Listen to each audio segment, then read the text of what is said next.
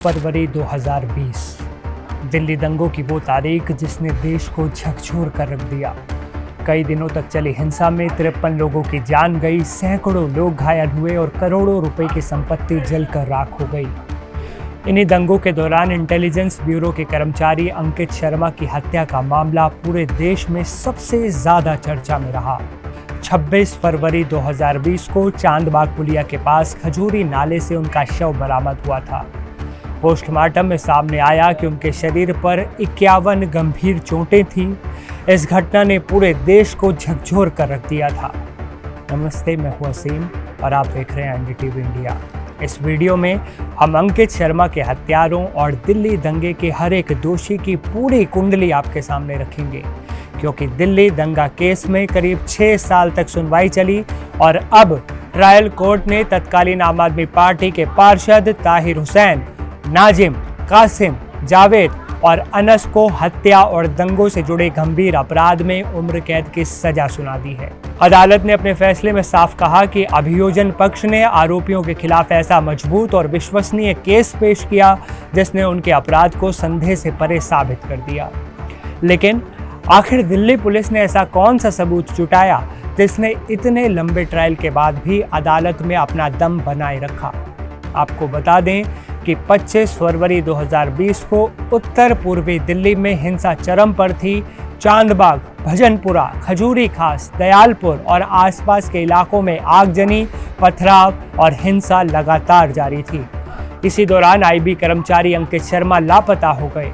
अगले दिन यानी 26 फरवरी को चांदबाग पुलिया के पास स्थित खजूरी नाले से उनका शव बरामद हुआ। पुलिस, गोताखोरों और स्थानीय लोगों की मौजूदगी में शव को बाहर निकाला गया। शुरुआती जांच में ही साफ हो गया कि यह सामान्य मौत नहीं बल्कि बेहद क्रूर हत्या का मामला है।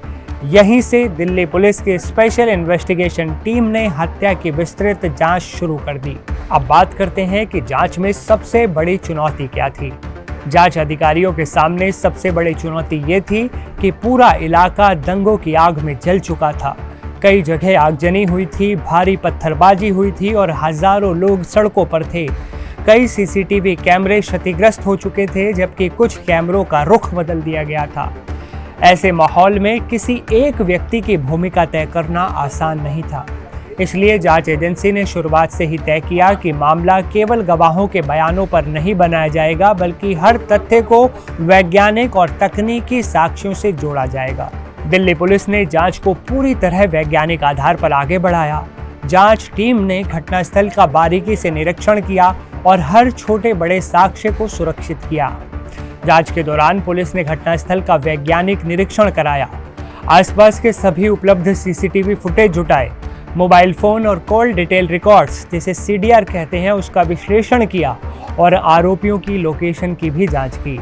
साथ ही पोस्टमार्टम रिपोर्ट और मेडिकल साक्ष्यों का अध्ययन किया और एफएसएल यानी फॉरेंसिक साइंस लेबोरेटरी की मदद भी ली गई। पुलिस ने इलेक्ट्रॉनिक रिकॉर्ड सुरक्षित किए और सार्वजनिक और पुलिस गवाहों के बयान भी दर्ज किए गए। घटनास्थल से बरामदगी जो हुई, उन वस्तुओं की वैज्ञानिक जांच कराई गई। अदालत ने अपने फैसले में कहा कि जांच केवल आरोपों पर आधारित नहीं थी, बल्कि हर दावे को स्वतंत्र और वैज्ञानिक साक्ष्यों से पुष्ट किया गया। जांच के दौरान पुलिस ने घटनास्थल और उसके आसपास लगे कई सीसीटीवी कैमरों की रिकॉर्डिंग जुटाई, लेकिन जांच में एक चौंकाने वाली बात भी सामने आई। पुलिस के मुताबिक घटना के समय कई कैमरों का रुख नीचे कर दिया गया था या फिर उनके लेंस ढक दिए गए थे ताकि घटनाएं रिकॉर्ड ही न हो सकें। इससे साफ था कि कुछ लोगों ने पहले ही अपनी गतिविधियां कैमरे में कैद होने से रोकने की कोशिश की थी। इसके बावजूद जांच एजेंसियों ने उपलब्ध फुटेज को इकट्ठा किया और उसका फ्रेम दर फ्रेम विश्लेषण कराया। मोबाइल में रिकॉर्ड वीडियो बना अहम सबूत। जांच के दौरान पुलिस को एक बेहद महत्वपूर्ण वीडियो भी मिला। ये वीडियो किसी सीसीटीवी कैमरे का नहीं था, बल्कि एक प्रत्यक्षदर्शी यानी आई विटनेस ने अपने मोबाइल फोन में रिकॉर्ड किया था। इस वीडियो में 3 लोग चांदबाग पुलिया के पास खजूरी नाले में एक शव फेंकते हुए दिखाई दे रहे थे।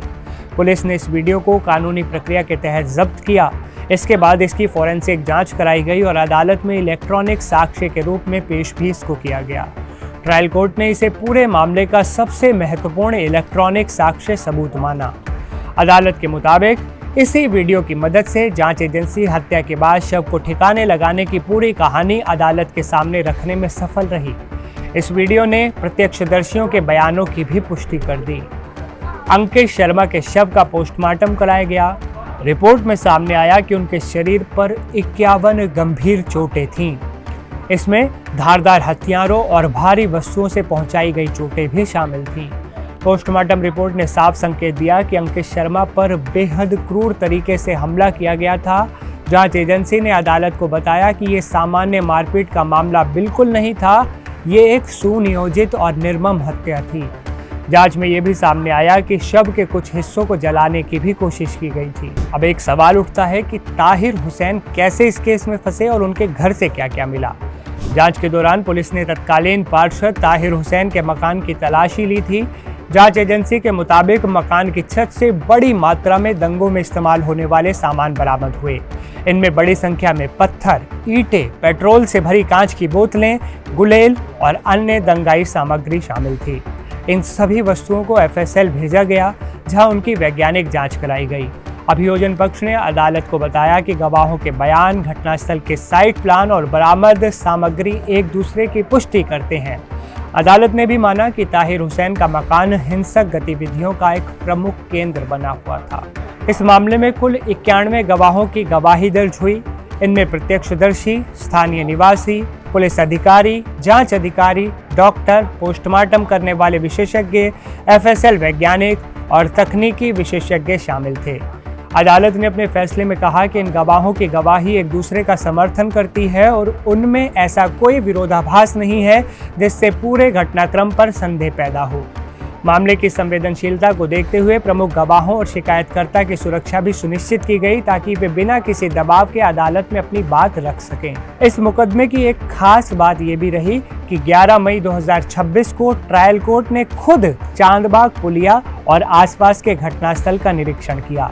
निरीक्षण के दौरान अदालत ने पुलिस की तरफ से तैयार किए गए साइट प्लान का वास्तविक घटनास्थल से मिलान भी किया।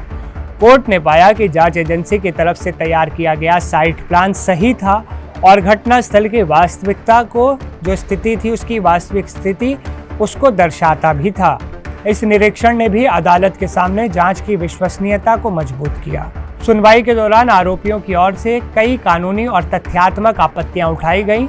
FIR दर्ज होने में कथित देरी, जांच की प्रक्रिया, गवाहों की विश्वसनीयता और इलेक्ट्रॉनिक साक्ष्यों पर सवाल उठाए गए, लेकिन अभियोजन पक्ष ने हर आपत्ति का जवाब दस्तावेजी, मेडिकल, फोरेंसिक और इलेक्ट्रॉनिक साक्ष्यों के जरिए दिया। अदालत ने कहा कि प्रत्यक्षदर्शी जो आई विटनेस थे उनकी गवाही, postmortem report, FSL report, CCTV footage, mobile recordings और घटनास्थल से मिले साक्ष्य एक दूसरे की पुष्टि करते हैं। इसलिए बचाव पक्ष की दलीलें अभियोजन के मामलों को कमजोर नहीं कर सकी। अब आपको बताते हैं कि ताहिर हुसैन के खिलाफ कड़कड़डूमा कोर्ट ने क्या माना। ट्रायल कोर्ट ने कहा कि कई स्वतंत्र गवाहों ने यह बताया कि 25 फरवरी 2020 को चांदबाग पुलिया और उसके आसपास मौजूद हिंसक भीड़ में ताहिर हुसैन सक्रिय भूमिका निभा रहे थे।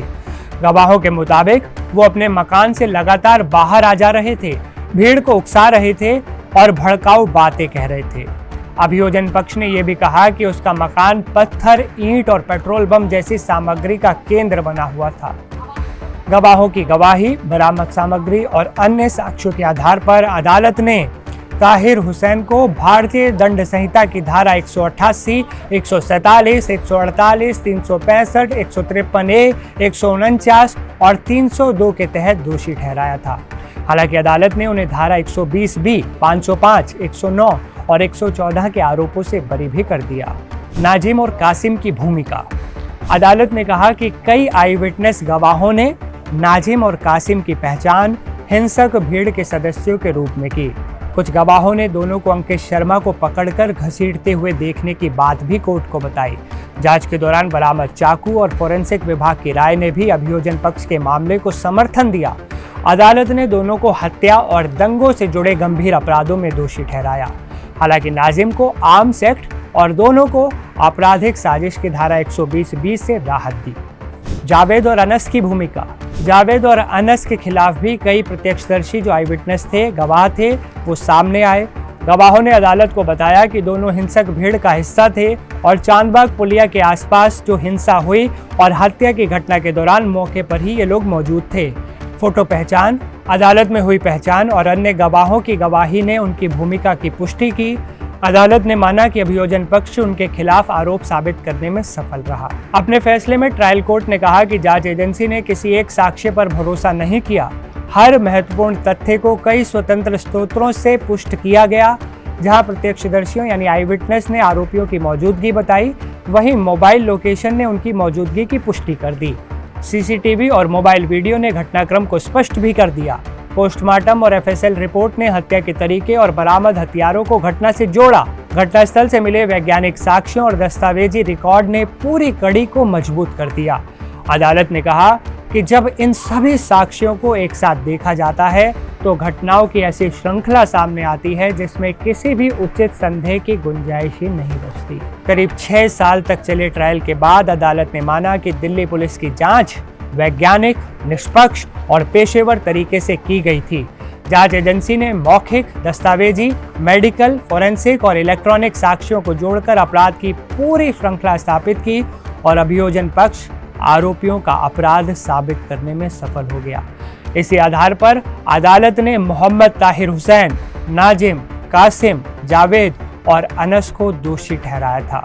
ये फैसला केवल एक हत्या के मामले में दोष सिद्धि भर नहीं है, बल्कि ये भी बताता है कि दंगे जैसे अत्यंत संवेदनशील मामलों में यदि जांच वैज्ञानिक ढंग से की जाए, हर साक्ष्य को कानूनी प्रक्रिया के तहत सुरक्षित रखा जाए और अदालत के सामने तथ्यों की पूरी श्रृंखला पेश की जाए, तो सालों बाद भी न्याय सुनिश्चित किया जा सकता है।